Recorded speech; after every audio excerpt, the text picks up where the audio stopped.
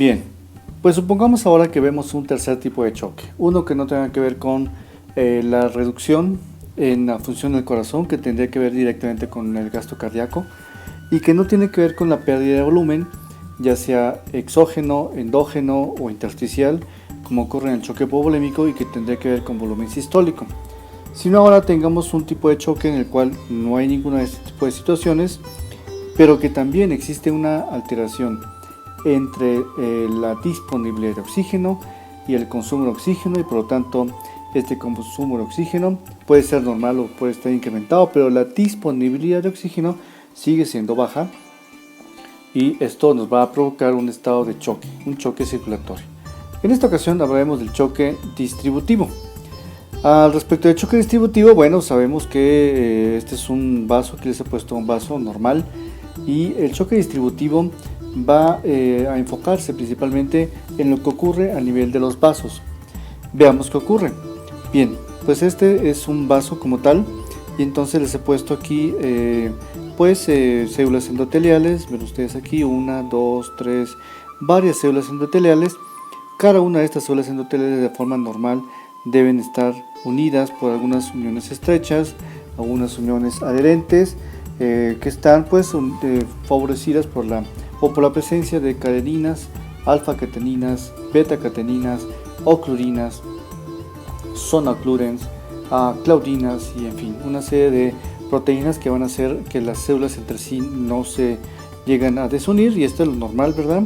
Pero supongamos ahora que nos enfermamos por algún motivo, tenemos una infección, y esta infección pues lo que va a causar es una respuesta inflamatoria por parte de las células inmunológicas, en este caso pues por las células, los macrófagos, y también los neutrófilos y las células NK.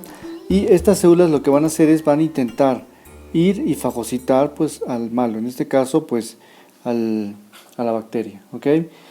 Para ello se sabe pues que existe liberación de sustancias, y estas sustancias pues van contra pues el microorganismo, y estas sustancias van activando todo el sistema inmunológico. Dentro de estas sustancias pues tenemos tanto citocinas como interleucinas, y hablamos de interleucina 1, 6, 8, y estas pueden llegar a favorecer la vasodilatación, sobre todo porque llegan a hacer que existe una disfunción de las cadeninas e incluso de las beta-cateninas. Entonces, ¿qué ocurre cuando existe una disfunción de las cadeninas o las beta-cateninas asociadas a la liberación de interleucinas, que fueron asociadas o liberadas por la presencia de una bacteria, que puede ser un microorganismo cualquiera, puede ser un COVID, puede ser una bacteria gram positiva, gram negativa, un hongo o algún virus cualquiera? Lo que ocurre entonces es que esta liberación de interleucinas pues va a destruir estas compuertas, estas uniones estrechas. El objetivo va a ser, en primer lugar, que el macrófago que ustedes ven acá salga del espacio intravascular al intersticial en búsqueda, pues finalmente, como ustedes ven aquí, en búsqueda de la bacteria. ¿Qué va a hacer el macrófago finalmente, o el neutrófilo? En el caso del macrófago va a viajar, migrará, pasará al espacio intersticial, buscará a la bacteria, se la comerá, la va a fagocitar, y después de fagocitarla implosionará, y ahí acabó la infección. Ese es un modo de cómo el proceso infeccioso se lleva a cabo. Pero si ustedes se dan cuenta, no solo ocurre eso, sino que ocurre que entonces estas uniones estrechas que teníamos entre una y otra célula desaparecen. Y al desaparecer, entonces el objetivo, insisto nuevamente, es que las células de defensa puedan salir. Pero como ustedes ven acá, no solo salen células de defensa, sino que también salen sustancias como plasma, y junto con el plasma pues se libera agua. En este sentido, entonces existe una fuga de agua al espacio intersticial, y esta fuga de agua al espacio intersticial hará que el volumen intravascular, que es este plasmático, pues se encuentre disminuido, y al estar disminuido el volumen plasmático, la presión arterial media va a estar reducida, porque el volumen de agua y plasma se está saliendo del intravascular al intersticial, debido a que existe ruptura de las puertas o de las compuertas. ¿Okay? Más aparte de ello, hay liberación de otras sustancias. Cuando existe esta ruptura de estas compuertas, también existe algo que llamamos disfunción endotelial, con lo que puede liberarse endotelina y la endotelina hará que el paciente presente vasodilatación. La vasodilatación tendrá también el objetivo de hacer las uniones estrechas mucho más distantes de una célula con otra, y esto favorece entonces la salida de macrófagos. Secundariamente saldrá agua, saldrán eritrocitos, saldrán otro tipo de sustancias e incluso saldrán proteínas, y esto favorecerá entonces que el paciente tenga una presión arterial media. Y esto es debido porque el índice de resistencias vasculares sistémicas ha disminuido. ¿Okay? Ha disminuido porque se está vasodilatando y se está vasodilatando para provocar estas uniones estrechas que lleguen a separarse más. Bueno, entonces la clínica de este tipo de situaciones pues es un paciente que va a estar hipotenso, que va a estar taquicárdico, que puede llegar a tener un gasto cardíaco alto, y ahorita vamos a ver por qué motivo. El paciente va a estar vasodilatado y podemos decir que puede tener un choque caliente o incluso pues también asociado a fiebre. Bien, ¿qué pasa en los motivos o en los fenómenos de compensación? Yo sé entonces que tengo un proceso infeccioso y que por lo tanto el índice de resistencias vasculares, este índice de resistencias vasculares sistémicas, pues está abatido. El arteriol aferente no tiene una adecuada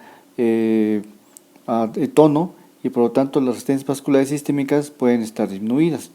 Al estar disminuidas las resistencias vasculares sistémicas, entonces automáticamente esta presión arterial va a estar entonces disminuida. ¿Ok? Ahí tenemos un punto importante de inflexión. ¿Qué pasa cuando las resistencias vasculares están disminuidas? Porque existe un proceso infeccioso con involucro de interleucinas y que hace que la presión arterial media esté disminuida.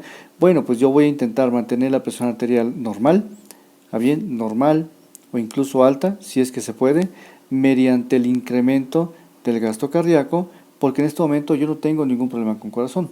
Mi corazón es un corazón sano. Bien, entonces yo tendré este incremento del gasto cardíaco, ¿correcto? Bien.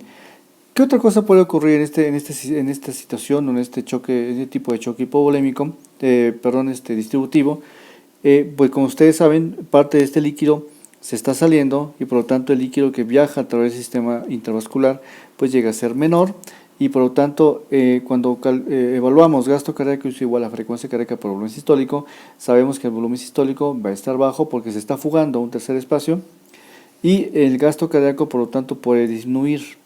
Bien, esto no nos ayuda al momento de intentar compensar esto, por lo tanto el gasto cardíaco, en vez de elevar y mejorar la presión arterial, puede que se asocie esto y entonces tengamos un gasto cardíaco bajo que mantenga presiones arteriales bajas, y esto no permita la compensación. Entonces, ¿qué ocurre? Primer mecanismo de compensación respecto al choque circulatorio, que es el incremento de la frecuencia cardíaca, también asociada a la presencia de receptores beta 1, alfa 1 e incluso los alfa 2. Bien, esta es la compensación que ocurre en el choque distributivo, y entonces tendremos pacientes con un patrón clásico en el cual podemos tener gasto cardíaco alto, podemos tener frecuencia cardíaca alta y podemos tener índices de resistencias vasculares disminuidas, cosa que no van a encontrar en los otros tipos de choque. Esto es característico de este tipo de choque, por eso es que a este choque le llaman un choque vasodilatador. ¿Ok? ¿Por qué? Porque el vaso se dilata, ¿para qué? Para que salga las células de defensa, ¿para qué? Para que coma a la bacteria, al microorganismo que es malo, y esto entonces es un mecanismo de defensa. Esto provocará obviamente hipotensión, taquicardia, el gasto cardíaco alto. Ya saben por qué el gasto cardíaco alto, porque el paciente intentará compensar la resistencia o el abatimiento de resistencias vasculares sistémicas, bien, mediante el gasto cardíaco alto, para intentar mantener la presión arterial pues normal o incluso un poco alta, aunque es difícil. ¿Ok? Por eso es que este tipo de choque le llaman choque vasodilatador o vasodilatado. También le llaman choque caliente porque un proceso infeccioso cursa generalmente con fiebre, y el estar vasodilatado y con fiebre por la infección pues tiene estas dos características que constituyen a este tipo de choque distributivo, en este caso distributivo séptico. Bien, el proceso de inflamación o de edema o de vasodilatación a nivel de los vasos no solo va a ocurrir por sepsis, que es el primer origen del choque distributivo, sino que también va a ocurrir por liberación de histaminas y de prostaciclinas, que esto generalmente se puede llegar a observar en los choques anafilácticos que ustedes ya vieron en inmunología, y esto se debe a que alguna sustancia, pues paracetamol, algún fármaco, algún alergeno llega a nuestro cuerpo, las células, sobre todo las células cebadas y algunas otras células inmunológicas, van a cursar o van a presentar la liberación de histamina, las prostaciclinas, y esto van a hacer que el paciente tenga unas arterias vasodilatadas. En este caso no va a haber destrucción, no va a haber alteración a nivel de las uniones estrechas, pero sí la vasodilatación finalmente hará que las células endoteliales se separen y las uniones estrechas también se separen. Entonces exista al mismo tiempo también una redistribución de fluido hacia otro lado. Entonces esto va a provocar choque distributivo, y esto es un choque distributivo de origen anafiláctico. El último tipo de choque distributivo que veremos es el choque distributivo de tipo neurogénico. Entonces nosotros sabemos que la información viaja pues finalmente a través de las raíces nerviosas, pues desde el cerebro, raíces nerviosas periféricas, y estas raíces nerviosas periféricas pues van a viajar generalmente pues hasta la vasculatura, y es en esta vasculatura donde existe entonces este esfínter arteriolar aferente, y es donde ocurre pues la famosa vasoconstricción o estrechamiento, dependiendo de lo que pues necesite el cuerpo, ¿okay? Pero en el caso del choque neurogénico, que es otro tipo de choque distributivo, bueno, pues existe nuevamente vasodilatación, pero porque las raíces nerviosas llegan a seccionarse. Es decir, la información que debería llegar de un lado del cerebro hacia el otro lado, pues hacia la mérula, y con la información correr constantemente hasta pues las arteriolas aferentes, no corren. Como ven ustedes aquí, esto ya no corre, esto se queda aquí nada más porque hubo una lesión. Generalmente esta es una lesión o sección medular por algún accidente, por algún tipo de patología, y entonces, como ven ustedes aquí, pues se pierde esta información, y al perderse esta información ya no existe vasoconstricción o ese control de la arteriola aferente, y lo que ocurre generalmente es una vasodilatación. Y esta vasodilatación significa que el paciente tendrá una presión arterial media disminuida y por lo tanto podrá tener una frecuencia cardíaca elevada. Y el consumo de oxígeno, la disponibilidad de oxígeno va a disminuir respecto al consumo de oxígeno. Entonces, así es como de forma gruesa explicamos el choque distributivo, que es un tipo de choque circulatorio. Y bueno, en la próxima sesión hablaremos acerca del choque obstructivo, que es el último que nos falta.